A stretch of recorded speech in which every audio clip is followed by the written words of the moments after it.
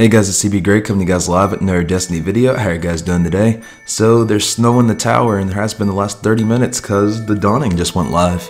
And so instead of going into every single little aspect into the dawning, I'm going to focus on A, the new exotics that are within the dawning, and B, why there's just nothing we can do to get Bungie to change until Tess Everis is killed. We just need her done away with. We literally need her gone because the dynamics of this game could be so much better if Tess Everis just wasn't a thing. So let's get right into it, guys. So there's 5 new exotics, obviously locked within Tess Everis again. You can get them by doing the mini quests, but the easiest way to get them is by just paying with silver and getting these dawning engrams. And as you can see, I'll put on the screen these. I just envision it being a little kid having their mom's credit card attached to their account, and it's Christmas, so you can convince your parents to, I guess, give you some money for silver, and they buy a million of these engrams. Like, I'm just sitting here looking, I was just standing here in the tower, and they're buying 1 trillion of these engrams, and I'm not buying these engrams. I'm gonna try to earn them, but it's just really no reason for Bungie to stop locking stuff behind Tess Everis and behind bright engrams and behind dawning engrams if you can just give them money, because obviously Bungie wants money. So if they're getting money, why would they change? The only way they change that is if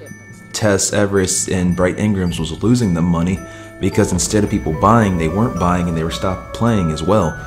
But until people stop forking over so much money on these engrams, as you guys see on the screen, we're never going to get any change. But so let's look into these engrams now, and let's look at these exotics. So within Tess Everis, there are 5 new exotics, like I said, guys.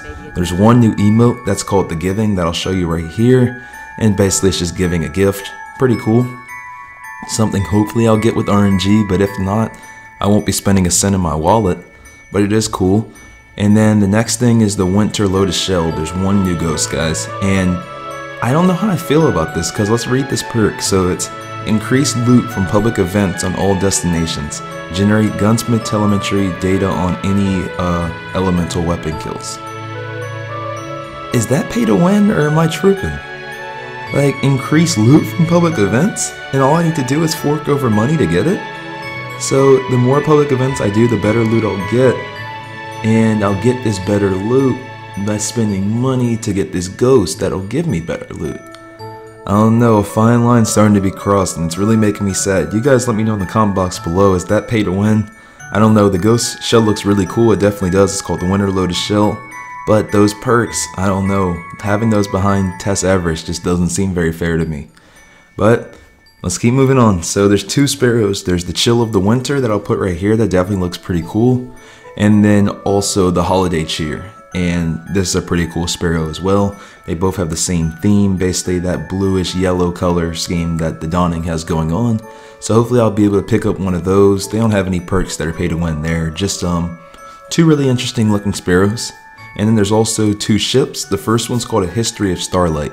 And I actually really like this ship because it actually adds little lore under the name of the title. And if we read it, it says, before Tyra Kern settled in the Iron Temple, her second home was amongst the stars. So sounds like not only did she start off kind of at the tower, but she used to fly ships or do something or explore the galaxy. So we don't really ever hear too much about Tyra Karn, so it is kind of cool to see that maybe she was similar to Amanda Holiday in the sense that she was always in a ship flying somewhere. But that's pretty cool. The other ship is called the CERULEAN Flash, and basically that's just another cool looking ship. And those are the 5 new exotics that I know of, unless there's some secret quest that are going to be available in the Dawning, guys. If you remember in the Dawning last time in Destiny 1, you were able to get the new Thunderlords. Basically, there's the Thunderlord that was a exotic machine gun back in Destiny 1, and then in the Dawning you were able to get the Babadon and Nova Mortis, which were the Void and the Solar versions of that Thunderlord, which was a machine gun. I know there's no machine guns in Destiny 2, but back in Destiny 1 there were machine guns, and that was really cool. And another big thing that we're missing exotics, we're missing Sparrow Racing. I really was hoping that we get some Sparrow Racing, but my hopes are not something that I try to get up anymore. I'm not surprised it's not there, and I'm not upset because I wasn't expecting it. So there's no Sparrow Racing.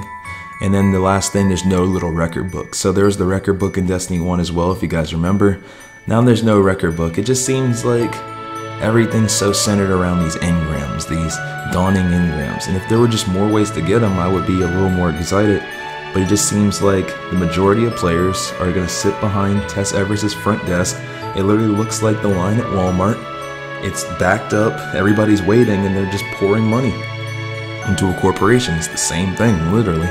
So I don't know if things are going to change, guys, until we stop purchasing silver from Tess. Like, we gotta stop.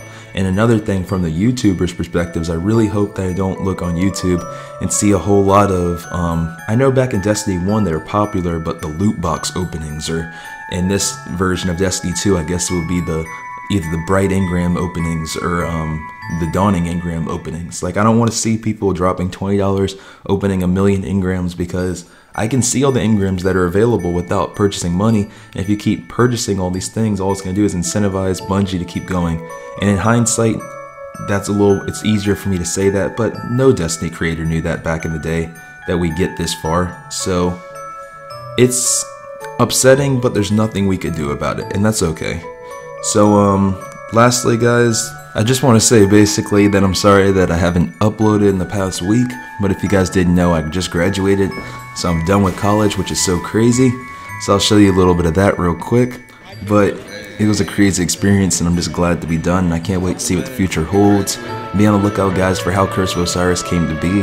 That's still in production, is going to be coming out real soon, so definitely be ready to see that. That looks like this. And then a whole lot of more stuff is going to be on the horizon. So if you guys enjoyed this video, definitely smash that like button, definitely subscribe. Thank you so much for all the support on all my old videos. The newest video that we just put out is almost at 10,000 views, so thank you so much for that, guys. You guys are amazing. And with that, guys, I hope you guys have a Merry Christmas, as it's 6 days away, I believe. And with that, I'm going to talk to you guys in the next Destiny video. Thanks, I love you guys.